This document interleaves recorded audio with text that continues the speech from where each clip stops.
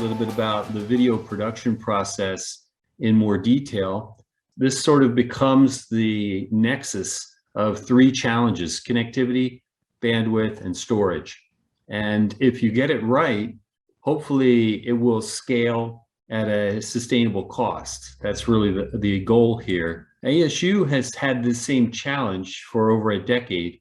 We've started out with very few courses 10 years ago, and we've grown dramatically. And now we have 65,000 students studying online. So we know how hard it can be to build the physical infrastructure for video recording and also the information infrastructure for storage and sharing. So we talk today about the specifics: video production and digital storage as two of these components. So we've got a number of studios at Arizona State that built out over the years. And for the challenge in Rwanda, for example, this is actually a similar challenge for us.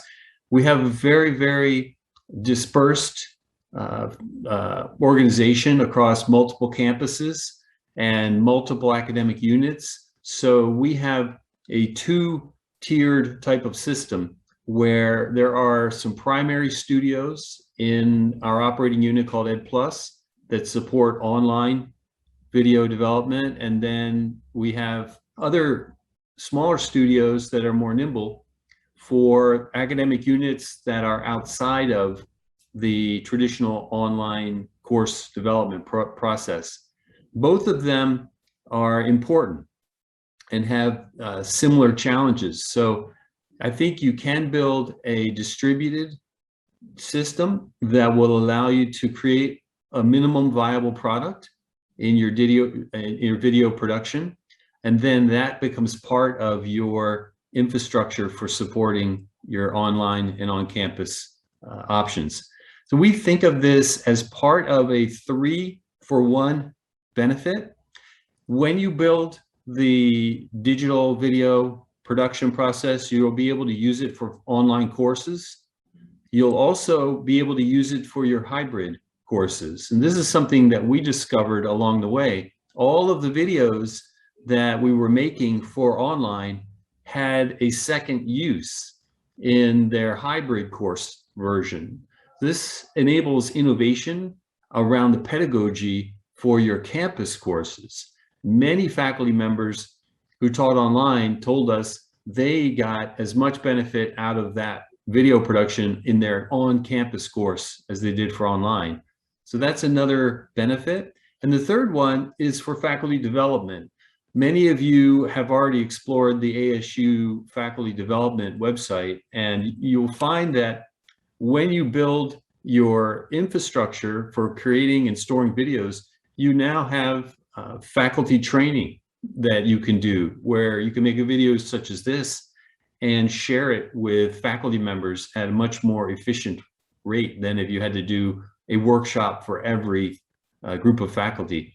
There's one other one here too, which is something we do, which is staff training. So as you think about, there's maybe a 4-for-1 benefit to this instructional infrastructure if you need to create videos to support your staff development as well.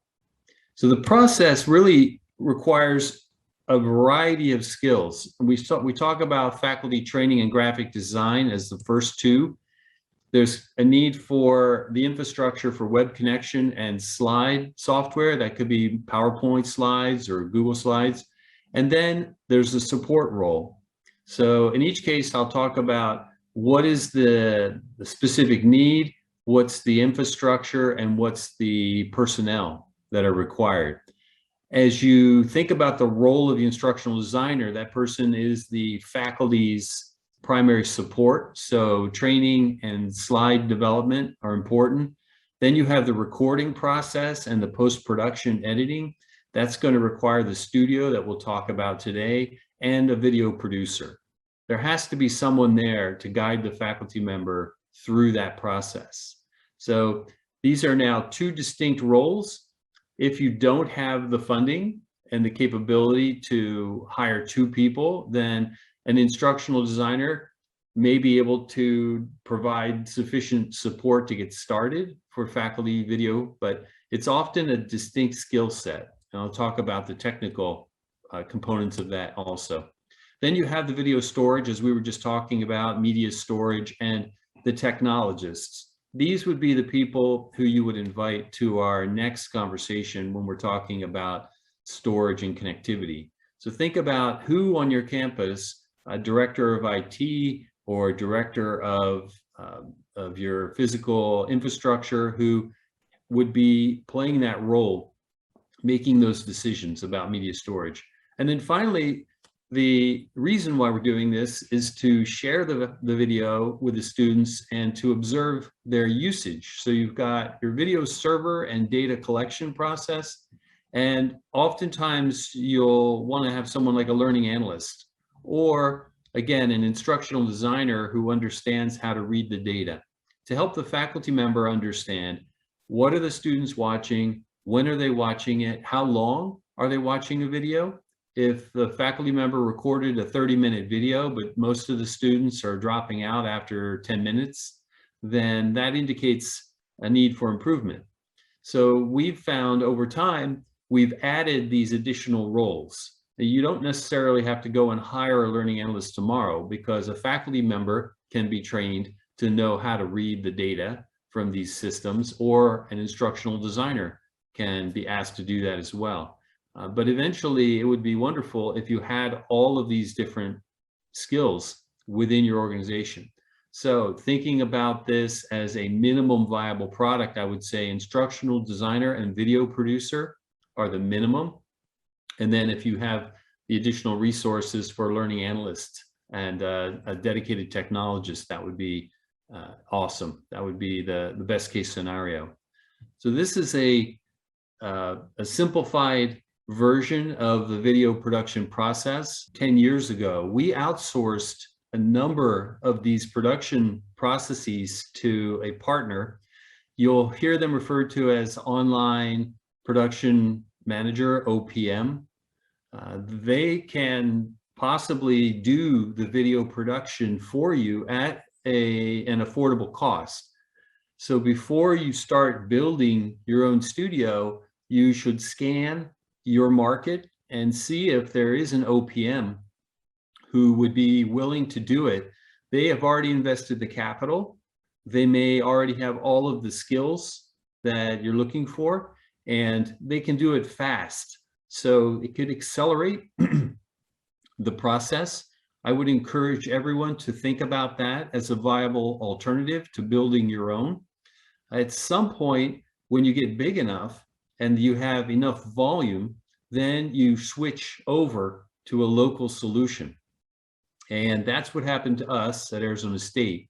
At some point, we were making so many videos that it was more cost effective to build a studio and to train our people. And that's a really good discussion to have with your colleagues internally as you think about the way to organize this.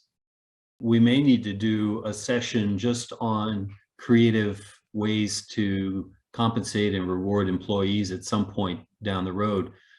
The outsourcing option becomes even more powerful when you can't pay competitive salaries. So I'm glad Jean-Claude brought that up earlier. If you find yourself losing good people constantly, then a good outsourcing partner could be a lifesaver for you. So Raymond will also consider that compensation / staffing as an issue for some future discussion. So thank you. Let me go very quickly now through a technical presentation. It looks at the infrastructure, the physical infrastructure that you would need to build these capacities on campus. We have developed graphic design expertise. This is something that you could be creative about. We use students to do this. If you have, for example, a design school, an architecture school, an art school, many of those people are already digital natives and they're interested in digital production. So look to your students to do video graphic production. On screen, we use the graphics to enhance the lecture. If your faculty members already have PowerPoint slides, they could be simplified and refined. The first time I did a full course build in Introduction to Biology, we had a student worker who was studying architecture, and she was exceptional. She took the faculty slides and she created a uniform look and feel that had a tremendous benefit for the instructor and for the students who were watching the videos. We have a number of examples of how you can produce a variety of videos using the same infrastructure. Many different varieties of videos can be produced from the same infrastructure. The studio itself is relatively simple. You see from these contextual photos, the green screen is literally a sheet of green fabric that's stretched on a frame, a microphone, a monitor, and a recording video camera. The entire setup can be purchased in the United States for around $10,000. I don't know what the pricing will be in Africa, but we'll share a specification sheet with you after this session, and you can look at that as a way to price out these options. We obviously have developed over time more sophisticated capabilities. There were some questions about how do we do laboratories online and how do we do more interactive things online. We've done laboratory simulations. We've recorded all of the labs in anatomy and physiology, so students who are online can watch all of the labs and they can then do these at home. In fact, the way this works is the student will receive a fish in the mail, and they then have dissection tools along with that fish. They then will do the dissection at home, and watching the video, they get the experience directly. The suite will need to be a room that you can control. The number of factors such as noise, air conditioning, light, all need to be controlled. So this is just an example of one of the larger suites that we have, where there's a green screen studio, production facility, personal use studio. This is just to give you an idea of the way you can configure a studio suite. You can even do smaller studios where you'll just have the green screen area and then the support production area. Oftentimes we repurpose a classroom or maybe even a closet, a windowless room where we can control the light. That's important. So thinking about your space, if you haven't thought about that before, you need to talk with your information technology team and your facilities team about where would you place a studio in your campus. We've even started doing something we call mini studios, which are essentially just a one-person capturing environment so that the faculty member can go in, push one button, and start recording themselves. In order to reduce the amount of support requirements at scale, this is very valuable.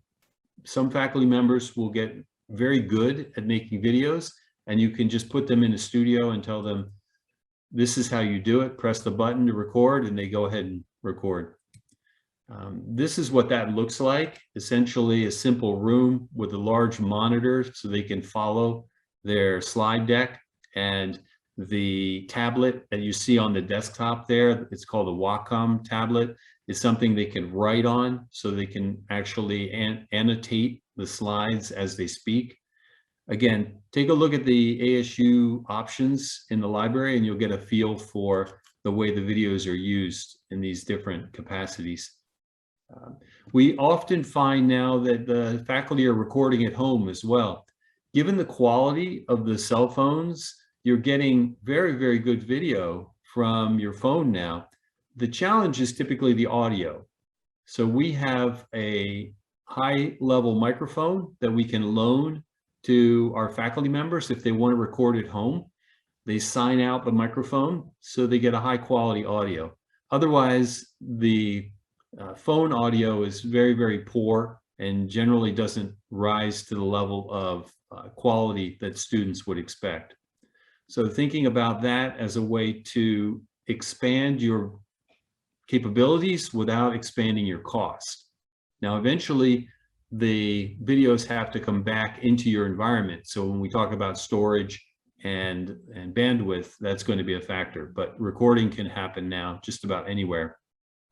And we have another product called Open Broadcaster Software, which allows us to combine the slides and the video to create that unified look that you'll see on the demonstration videos.